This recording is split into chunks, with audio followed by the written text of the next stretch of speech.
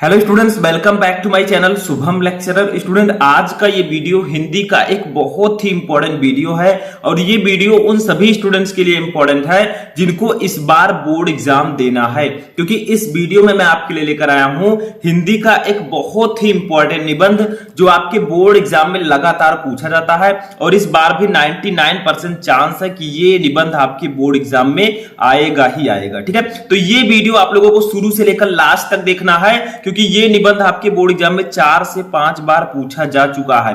देखिए, इस वीडियो को देखने से आपको कई प्रकार के बेनिफिट मिलेंगे। सबसे पहले आपको यह पता चल जाएगा कि निबंध कैसे लिखें, यानी कि निबंध लिखने का सही तरीका क्या है। देखिए, निबंध तो सभी बच्चे लिखते हैं बोर्ड एग्जाम में, लेकिन सबको फुल में फुल मार्क्स नहीं मिलते। क्यों नहीं मिलते? क्योंकि उन्हें पता नहीं होता कि निबंध हमें लिखना कैसे है, हमें निबंध लिखते समय कौन कौन सा हेडिंग डालना है। ठीक है, जब आप निबंध लिखें तो आपको कौन कौन सा हेडिंग डालना है, कौन कौन से हेडिंग ऐसे होते हैं जो आपको जरूर से जरूर डालना है, नहीं तो आपके 2 से 3 नंबर कट जाएंगे। ठीक है, तो सब कुछ आज के इस वीडियो में मैं आपको बताऊंगा। अगर आप सेम टू सेम ऐसे ही निबंध लिखकर आएंगे तो आपको फुल में फुल मार्क एग्जामिनर देगा। ठीक है, एक भी नंबर आपका नहीं कटेगा, लेकिन आपको इस वीडियो को शुरू से लेकर लास्ट तक देखना है। ठीक है, आगे देखिए, ऐसे लिखोगे तो पूरे नंबर मिलेंगे। ठीक है, मैंने देखा है कि जो टॉपर्स होते हैं वो ऐसे ही निबंध लिखते हैं, तभी उनको फुल में फुल मार्क्स मिलते हैं। ठीक है, तो आखिरकार हेडिंग कैसे डालना है, हमें निबंध लिखना कैसे है, ताकि हमें निबंध के फुल में फुल मार्क्स मिल सके। ठीक है, तो आप इस वीडियो को शुरू से लेकर लास्ट तक देखिएगा। वीडियो को लाइक कर दीजिएगा। अगर आप लोग चाहते हैं कि मैं ऐसे ही और भी इंपॉर्टेंट वीडियो लेकर आऊं तो आप लोग ज्यादा से ज्यादा वीडियो को लाइक कीजिए। चैनल पर नए, चैनल को भी सब्सक्राइब कर लीजिएगा। ठीक है, तो देखिए, आज हम पढ़ेंगे विज्ञान वरदान या अभिशाप। ठीक है, इस पर हम निबंध लिखना सीखेंगे, जो कि सबसे महत्वपूर्ण निबंध है। देखिए, विज्ञान जो है, आज का साइंस है, ये हमारे लिए वरदान है या अभिशाप है। ठीक है, ये दोनों है, अभी मैं आपको बताऊंगा। तो देखिए, जब भी आप कोई भी निबंध लिखें तो सबसे पहला हेडिंग जो होना चाहिए वो होता है प्रस्तावना। अगर आपने प्रस्तावना हेडिंग नहीं डाला है तो आपका निबंध बेकार है। आप समझ लीजिए निबंध आपने नहीं लिखा। ठीक है, अच्छे से। तो प्रस्तावना हेडिंग सबसे पहले होना चाहिए, लास्ट में आपका उपसंहार हेडिंग होना चाहिए। ठीक है, तो देखिए, प्रस्तावना में हमें लिखना क्या है, विज्ञान के बारे में कुछ लिखना है। जैसे देखिए, आज का युग वैज्ञानिक चमत्कारों का युग है। ठीक है, हमारा जो आज का युग है ये वैज्ञानिक चमत्कारों का युग है। मानव जीवन के प्रत्येक क्षेत्र में आज विज्ञान ने आश्चर्यजनक क्रांति ला दी है। मानव समाज की सारी गतिविधियां आज विज्ञान से प्रचलित हैं। देखिए, जितनी भी गतिविधियां हैं वो आज विज्ञान से ही प्रचलित हैं। मैं यहां पर आपको पढ़ा रहा हूं, ठीक है, ऑनलाइन, ऐसे आप लोग घर पर बैठकर पढ़ रहे हैं, तो ये किसकी देन है? सब विज्ञान की देन है। अगर मोबाइल ना होता, लैपटॉप ना होता, कंप्यूटर ना होता, तो ना मैं पढ़ा पाता और ना ही आप पढ़ पाते। ठीक है, तो आज की जो मानव समाज की सारी गतिविधियां हैं वो विज्ञान से ही प्रचलित हैं। देखिए, कोई जरूरी नहीं है कि आप सेम एज इट इज ऐसे ही निबंध लिखें। आपके बोर्ड एग्जाम में अगर ये निबंध आता है, आप अपनी तरफ से भी थोड़ा बहुत लिख सकते हैं, क्योंकि सेम टू सेम आप नहीं लिख सकते। ठीक है, याद नहीं कर सकते, तो याद नहीं करना है, समझना है। किसी भी चीज को समझने से ज्यादा आपको अच्छा रहता है। ठीक है, आगे देखिए, प्रकृति पर विजय प्राप्त कर आज विज्ञान मानव का भाग्य विधाता बन बैठा है। ठीक है, अज्ञात रहस्यों की खोज में उसने आकाश की ऊंचाइयों से लेकर पाताल की गहराइयां तक नाप दी है। ठीक है, यानी कि जो अज्ञात रहस्य हैं उनकी खोज में भी विज्ञान का बहुत बड़ा योगदान है।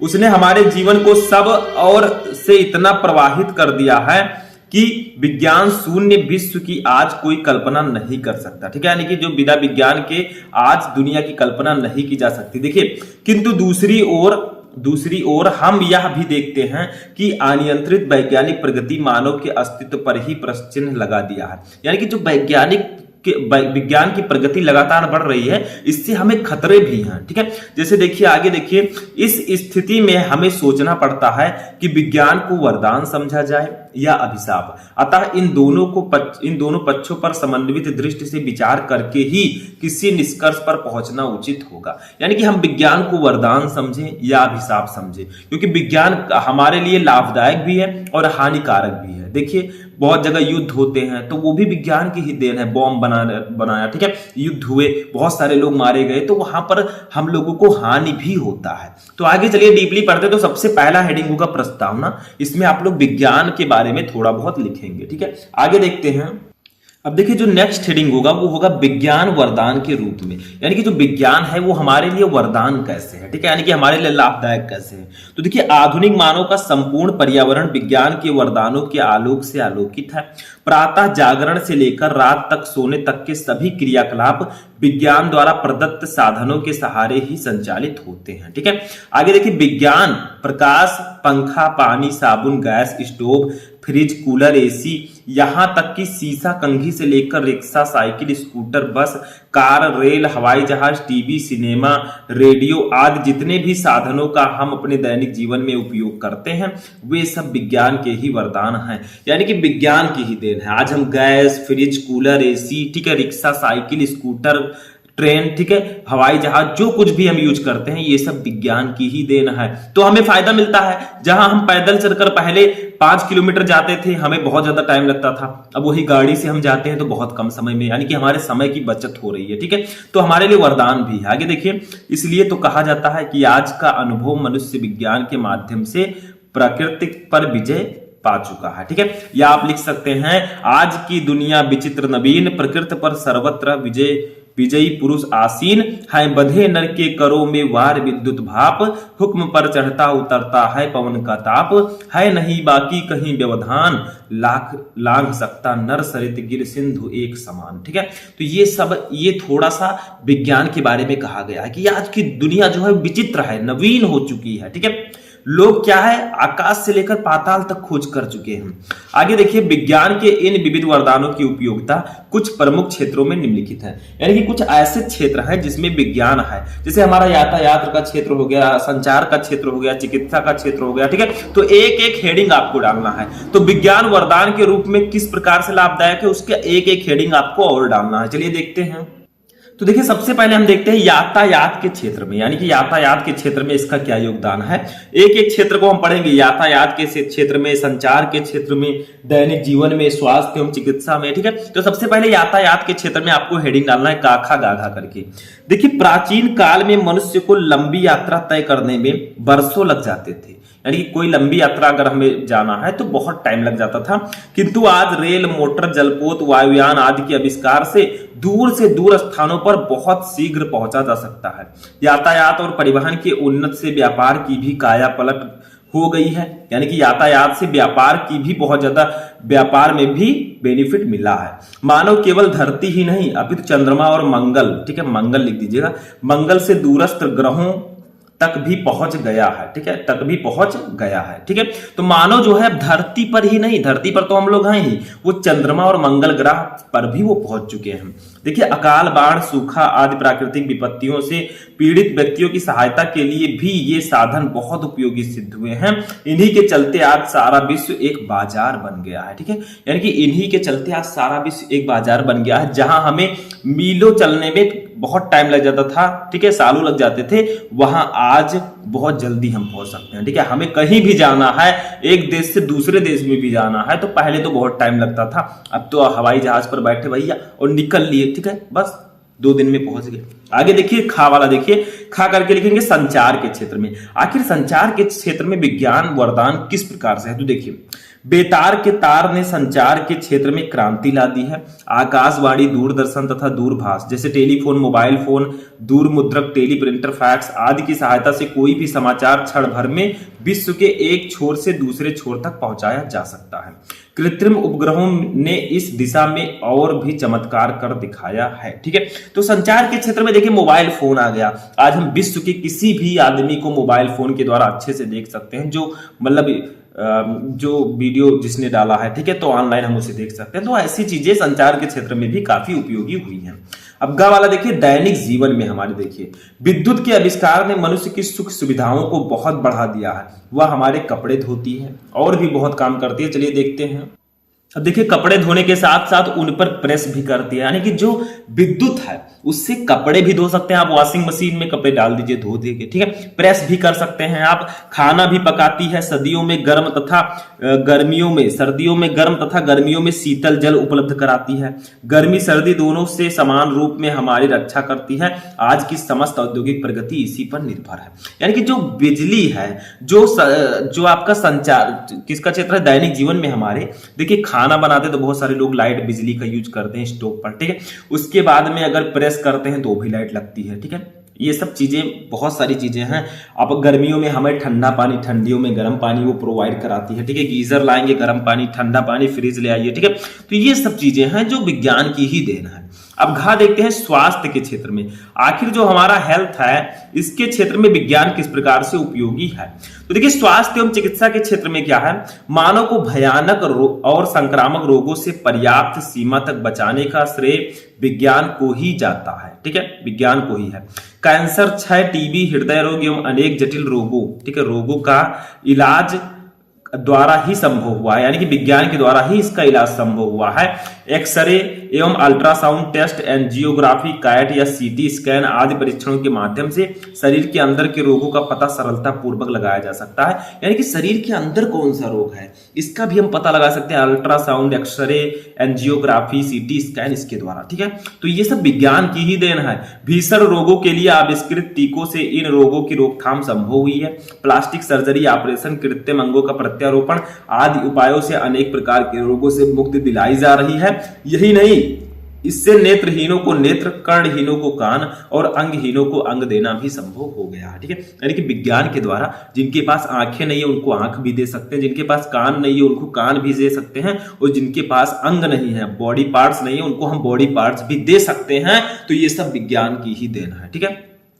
अब अगला नंबर देखते हैं औद्योगिक क्षेत्र में, जो हमारा बिजनेस वाला क्षेत्र है, ठीक है। इसमें क्या है, भारी मशीनों के निर्माण ने बड़े बड़े काल कारखानों का जन्म दिया है, जिनमें हम समय और धन की बचत के साथ साथ प्रचुर मात्रा में उत्पादन संभव हुआ है, ठीक है। तो देखिए क्या है, श्रम, ये श्रम लिखा है। तो भारी मशीनों के निर्माण ने बड़े बड़े काल कारखानों को जन्म दिया है, जिसमें श्रम, समय और धन की बचत के साथ साथ प्रचुर मात्रा में उत्पादन संभव है। जो काम आज मशीनें 1 घंटे में कर देती हैं, वो अगर मजदूर करेगा तो 2-3 दिन लग जाएंगे, ठीक है। तो ये सब विज्ञान की ही देन है। ऐसी ऐसी मशीनें आ गई हैं जिससे और ज्यादा बेनिफिट हुआ है औद्योगिक क्षेत्र में। थोड़ा और देखिए, इससे विशाल जन समूह को आवश्यक वस्तुएं सस्ते मूल्य पर उपलब्ध कराई जा सकती है, ठीक है। अब देखिए 4 नंबर देखते हैं कृषि के क्षेत्र में, जो हमारा कृषि का क्षेत्र है इसमें हमारे लिए विज्ञान किस प्रकार से उपयोगी है। देखिए आपको एक एक हेडिंग डालना है, जितना मैंने लिख रखा है आप चाहे तो 4-4, 5-5 लाइन ही लिखें। देखिए मेरा काम है कि मैं आपको अच्छे से बताऊं। अब आप लोग कितना लाइन लिखते हैं वो आपके ऊपर है, ठीक है। जितने वर्ड में पूछा गया आप उतना ही लिखिए। देखिए कृषि के क्षेत्र में क्या योगदान है। लगभग 139 करोड़ से अधिक जनसंख्या वाला हमारा देश भारत आज यदि कृषि के क्षेत्र में आत्मनिर्भरता की और अग्रसर हो सका है तो यह भी विज्ञान की ही देन है। विज्ञान ने किसानों को उत्तम बीज, प्रौढ़ एवं विकसित तकनीक, रासायनिक खादें, कीटनाशक, ट्रैक्टर, ट्यूबवेल और बिजली प्रदान की है। छोटे बड़े शहरों का निर्माण कर नहरें निकालना भी विज्ञान से ही संभव हुआ है। यानी कि विज्ञान ने हमें ट्रैक्टर दिया। जो पहले लोग बैल और हल लेकर जोतते थे, आज वो ट्रैक्टर से जोत रहे हैं खेत को बहुत कम टाइम में, ठीक है। ट्यूबवेल हो गया, कीटनाशक दवाएं, रासायनिक खादें, बिजली, ये सब विज्ञान की ही देन है। तो कृषि के क्षेत्र में भी इसका बहुत बड़ा योगदान है, ठीक है। अब देखिए शिक्षा के क्षेत्र में क्या योगदान है, शिक्षा भी इसके क्षेत्र में क्या योगदान है। देखिए मुद्रण यंत्रों के आविष्कार ने बड़ी संख्या में पुस्तकों का प्रकाशन संभव बनाया है, जिससे पुस्तकें सस्ते मूल्य पर मिल सके। इसके अतिरिक्त समाचार पत्र, पत्रिकाएं आदि भी मुद्रण क्षेत्र में हुई क्रांति के फलस्वरूप घर घर पहुंचकर लोगों का ज्ञानवर्धन कर रही हैं। आकाशवाणी, दूरदर्शन आदि की सहायता से शिक्षा के प्रसार में बड़ी सहायता मिली है। कंप्यूटर के विकास ने तो इस क्षेत्र में क्रांति ला दी है, ठीक है। तो ये सब शिक्षा के क्षेत्र में भी बहुत बड़ा योगदान है, क्योंकि अगर आप प्रिंटर ना होता तो आपकी बुक नहीं छप पाती। जो बुक आज आपको 200-250 में मिल जाएंगी वो 1000-2000 में मिलती है, ठीक है। तो ये सब किसकी देन है, विज्ञान की। अब देखिए मनोरंजन के क्षेत्र में क्या है, चलचित्र, आकाशवाणी, दूरदर्शन आदि के आविष्कार, ठीक है। आदि के आविष्कार ने क्या किया है, देखिए यहां पर देखिए, ने मनोरंजन को सस्ता और सुलभ बना दिया है। टेप रिकॉर्डर, VCR, VCD आदि ने इस दिशा में क्रांति ला दी है और मनुष्य को उच्च कोटि का मनोरंजन सुलभ कराया। तो जो विज्ञान वरदान के रूप में है उसमें मैंने आपको बताया कि कृषि के क्षेत्र में, शिक्षा के क्षेत्र में, संचार के क्षेत्र में, हमारे दैनिक जीवन में, ठीक है, मनोरंजन के क्षेत्र में आखिर विज्ञान का योगदान क्या है। तो ये सब विज्ञान वरदान के रूप में था। अब देखिए विज्ञान हमारे लिए अभिशाप भी है, तो एक हेडिंग डालेंगे विज्ञान अभिशाप के रूप में, क्योंकि हम निबंध लिख रहे हैं विज्ञान वरदान या अभिशाप पर, ठीक है। तो विज्ञान अभिशाप के रूप में भी है। देखिए विज्ञान एक और पक्ष भी है ठीक है। विज्ञान एक असीम शक्ति प्रदान करने वाला तटस्थ साधन है। मानव चाहे जैसे इसका इस्तेमाल कर सकता है। सभी जानते हैं दैवीय प्रवृत्ति भी है और आसुरी प्रवृत्ति भी है, ठीक है। यानी कि ये देवीय प्रवृत्ति भी है और आसुरी प्रवृत्ति भी है, ठीक है। सामान्य रूप में जब मनुष्य की दैवीय प्रवृत्ति प्रबल रहती है तो वह मानव कल्याण से कार्य किया करता है, ठीक है। इसका उदाहरण गत विश्व युद्ध का वह दुर्भाग्यपूर्ण पल है जबकि हिरोशिमा और नागासाकी पर एटम बम गिराया गया था। आज विज्ञान की विध्वंस शक्ति पहले की अपेक्षा बहुत बढ़ गई है। यानी कि देखिए, अगर विज्ञान जो है ये एटम बम की खोज नहीं करता तो देखिए जापान के हिरोशिमा और नागासाकी में अमेरिका द्वारा परमाणु बम गिराया गया था जिससे बहुत सारे लोग मारे गए थे। और आज भी वहां के लोग जब बच्चे पैदा होते हैं तो अपंग पैदा होते हैं ज्यादातर। तो ये सब विज्ञान का अभिशाप है। अगर यहां पर एटम बम की खोज ना हुई होती तो ना वो हमला हुआ होता, ना वहां पर लोग की मृत्यु हुई होती और ना आज लोग अपंग पैदा होते। तो विज्ञान अगर हमारे लिए वरदान है तो हमारे लिए अभिशाप भी है, ठीक है। आगे देखिए, मानव जीवन के पारस्परिक संबंध भी कमजोर होने लगे हैं। अब मानव भौतिक लाभ के आधार ही सामाजिक संबंधों को विकसित करता है। जहां एक और विज्ञान ने मानव जीवन को अनेक प्रकार की सुख सुविधाएं प्रदान की हैं, वही विज्ञान के दिन प्रतिदिन होते जा रहे नवीन आविष्कारों के कारण, ठीक है। देखिए आगे देखते हैं। देखिए, नवीन आविष्कारों के कारण मानव पर्यावरण असंतुलन के दुष्चक्र में भी फंस चुका है। यानी कि जो नए नए आविष्कार होते हैं उससे मानव जीवन जो है एक चक्र में, एक माया जाल में फंस चुका है। अधिक सुख सुविधाओं के कारण मनुष्य आलसी और आराम तलब बनता जा रहा है जिससे उसकी शारीरिक शक्ति का ह्रास हो रहा है। देखिए क्या है कि बहुत सारे लोग हैं वो एसी कूलर, ठीक है, और टहलते घूमते हैं फोर व्हीलर में बैठकर एसी वाले रूम में, तो वो हमेशा एसी में ही रहते हैं। इससे मानव जो है आलसी हो चुका है और आराम वो ढूंढ रहा है। क्यों? क्योंकि विज्ञान की ही देन है ये सब, ठीक है, जिससे उसकी शारीरिक शक्ति का भी ह्रास हो रहा है। वाहनों की बढ़ती संख्या से सड़कें पूरी तरह अस्त व्यस्त हो रही हैं, तो उनसे निकलने वाली ध्वनि प्रदूषक मनुष्य के वायु रोग यानी कि श्वास रोग, ठीक है, वितरित कर रहे हैं। यानी कि मनुष्य में क्या है, रोग हो रहे हैं स्वास्थ्य से संबंधित। औद्योगिक प्रगति ने पर्यावरण की विकट समस्या खड़ी कर दी है। साथ ही गैसों के रिसाव ने अनेक व्यक्तियों के प्राण भी जा चुके हैं। देखिए थोड़ा सा नोट लिखिए, विज्ञान के इसी विनाशकारी रूप को दृष्टि से में रखकर महाकवि दिनकर मानव को चेतावनी देते हुए कहते हैं, यानी कि दिनकर जी ने कहा है कि सावधान मनुष्य, यदि विज्ञान है तलवार तो इसे दे फेंक, तज कर मोह स्मृति के पार, खेल सकता तू नहीं ले हाथ में तलवार, काट लेगा अंग तीखी है बड़ी याधार। ठीक है, यानी कि दिनकर जी ने, नामधारी सिंह दिनकर जी ने बहुत ही खूबसूरत कविता कही है कि सावधान मनुष्य, यदि विज्ञान है तलवार, देखिए अगर विज्ञान तलवार है तो इसे दे फेंक, इसे फेंक दो, तजकर मोह स्मृति के पार, इसे फेंक दीजिए, खेल सकता तू नहीं ले हाथ में तलवार, यानी कि तू विज्ञान को हाथ में लेकर, तलवार को हाथ में लेकर नहीं खेल सकता, क्योंकि काट लेगा अंग तीखी है बड़ी धार। ठीक है, यानी कि ये तुम्हारे अंग काट लेगा क्योंकि इसकी धार बहुत तीखी है, बहुत धारदार है ये। ठीक है, तो ये आपका हो गया विज्ञान वरदान के रूप में। अब सबसे लास्ट हेडिंग जो रहेगा हमारा वो क्या रहेगा उसको भी देख लेते हैं, वो रहेगा उपसंहार। देखिए उपसंहार आपको जरूर डालना है, सबसे पहले प्रस्तावना और सबसे लास्ट में उपसंहार। देखिए क्या है, विज्ञान सचमुच तलवार है जिससे व्यक्ति आत्मरक्षा भी कर सकता है और अनाड़ीपन में अपने अंग भी काट सकता है। यानी कि विज्ञान जो है एक तलवार है, अगर आप लोग चाहे तो इससे अपनी रक्षा कर सकते हैं, क्योंकि विज्ञान जो तलवार होता है उससे आप आत्मरक्षा के लिए भी यूज कर सकते हैं और अनाड़ीपन में आप अपने अंग भी काट सकते हैं। क्योंकि देखिए आप बिजली यूज करने में बहुत अच्छा लग रहा है, एसी कूलर चल रहा है, ठीक है, और बिजली से बहुत फायदा मिल रहा है। अगर गलती से आपने तार, कटे हुए तार पर हाथ रख दिया तो उसी दिन आपकी सभी सुख सुविधाएं खत्म हो जाएगी और भगवान को प्यारे हो जाएंगे। तो इसीलिए प्यारे, अगर रहना है अच्छे से तो विज्ञान को हल्के में मत लेना, क्योंकि अगर ये एक तलवार है, अगर आपने इसे अपनी आत्मरक्षा के लिए यूज करते हैं तो आत्मरक्षा के लिए यूज कर सकते हैं, लेकिन अगर नाड़ी पर करेंगे तो अंग भी आपका कट सकता है। इससे दोष तलवार का नहीं, उसके प्रयोक्ता का है। यानी कि तलवार का दोष नहीं है, क्योंकि विज्ञान हमें फायदा भी दे रहा है, नुकसान भी दे रहा है। आप किस प्रकार से यूज करते हैं, आप बचकर रहते हैं तो आप बच सकते हैं। ठीक है, विज्ञान ने मानव के सम्मुख असीमित विकास का मार्ग खोल दिया है, जिससे मनुष्य संसार में बेरोजगारी, ठीक है, संसार में बेरोजगारी, भूखमरी, महामारी आदि को खोल दिया। जब मनुष्य में आध्यात्मिक दृष्टि का विकास हो, मानव कल्याण की सात्विक भावना जगे, अतः स्वयं मानव को ही निर्णय करना है कि वह विज्ञान को वरदान रहने दे या अभिशाप बना दे, ये आपके ऊपर है। आप चाहे तो विज्ञान को वरदान रहने दें, क्योंकि विज्ञान के कारण ही आज कंप्यूटर, लैपटॉप, मोबाइल से बहुत सारे लोग बहुत अच्छी अच्छी अर्निंग कर रहे हैं, वो कमाई कर रहे हैं, ठीक है। और बहुत सारे लोग उसी से क्या करते हैं, मनोरंजन, मूवीज देख देख कर बर्बाद हो रहे हैं, बहुत सारे लोग हैं, ठीक है। तो मूवीज भी लोग देखें, लेकिन अपने टाइम पर देखें, क्योंकि आपको अपना विकास करना है, ठीक है। तो ये था आपका विज्ञान वरदान या अभिशाप के रूप में एक बहुत ही इंपॉर्टेंट निबंध। आई होप कि आपको समझ में आ चुका होगा कि निबंध कैसे लिखें ताकि एग्जामिनर हमें फुल में फुल मार्क्स दे, ठीक है। तो आज का ये वीडियो यहीं पर समाप्त होता है। कैसा लगा आपको ये वीडियो कमेंट करके बताइएगा। हम मिलेंगे किसी नेक्स्ट वीडियो में नेक्स्ट टॉपिक के साथ। तब तक के लिए धन्यवाद।